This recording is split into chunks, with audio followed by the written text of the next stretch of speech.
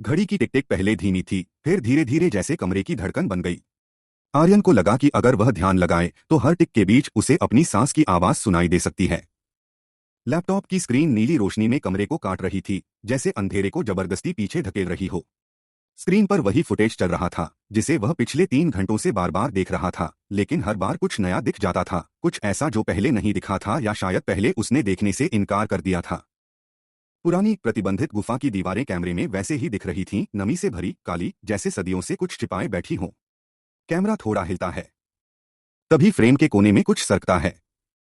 आर्यन उंगली से ट्रैकपैड दबाकर वीडियो रोक देता है।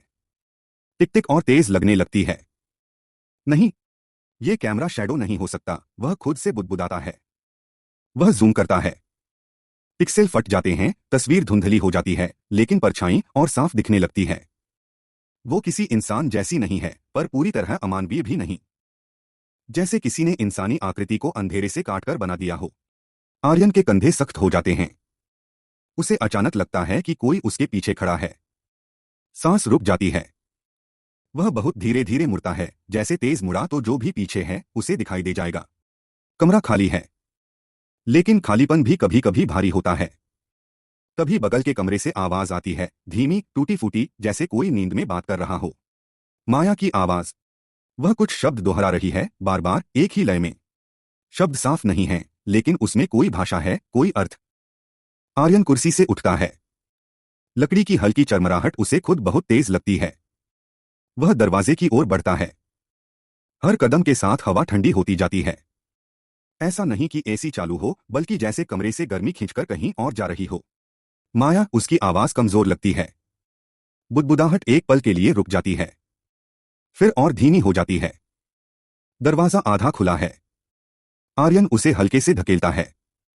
माया फर्श पर बैठी है, बाल खुले हुए, आंखें आधी बंद। उसके सामने फर्श पर एक पुराना कागज फैला है। गुफा का वही नक्शा जो उन्होंने आर्काइव से चुराया था।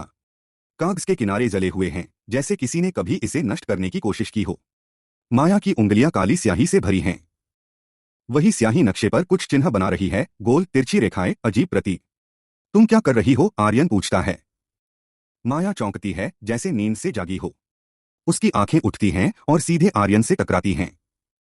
उस नजर में डर नहीं है, बल्कि कुछ और है, पहचान। तुमने वीडियो में उसे देख लिया है न? वह बहुत शांत आवाज में पूछती है। आर्यन एक पल चुप रहता है।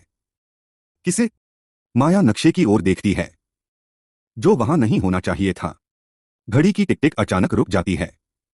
उस सन्नाटे में आर्यन को अपने कानों में खून की आवाज सुनाई देती है। माया, ये सब बंद करो। ये बस फुटेज है, दिमाग का खेल। माया हल्की सी मुस्कान के साथ सिर हिलाती है।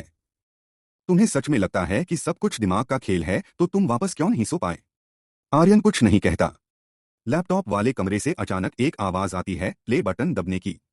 दोनों उधर देखते हैं। स्क्रीन अपने आप चल रही है। गुफा फिर सामने है, लेकिन इस बार कैमरा नहीं हिल रहा। इस बार परछाई सीधे कैमरे की ओर बढ़ रही है। माया खड़ी होती है। उसकी परछाई दीवार पर फैलती है, असामान्य रूप से लंबी। वो परछाई नहीं है, वह कहती है, वो द्वार है।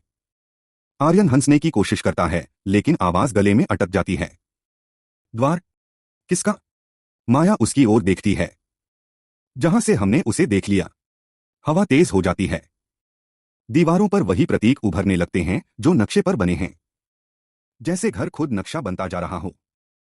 आर्यन को याद आता है वह दिन जब वे गुफा में गए थे। कैसे प्रशासन ने मना किया था, कैसे लोकल गाइड ने अंदर जाने से पहले उनके पैरों को छूकर माफी मांगी थी, कैसे उसने कहा था जो अंदर गया वो पूरा वापस नहीं आया। उस वक्त आर्यन हंस दिया था, अब हंसी नहीं आ रही थी। माया धीरे धीरे बोलती रहती है, जैसे किसी कहानी को याद कर रही हो। कुछ जगहें होती हैं जहां समय नहीं रहता।